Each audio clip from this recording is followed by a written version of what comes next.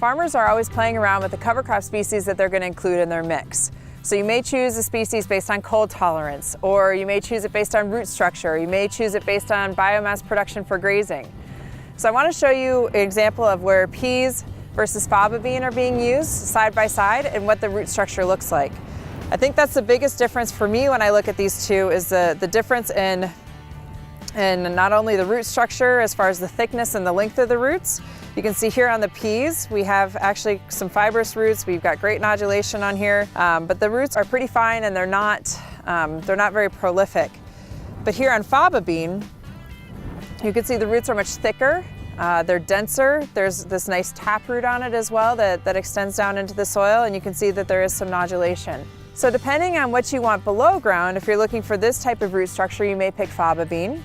If you're looking for some kind of fine, delicate roots, you may pick peas. Both will fix nitrogen.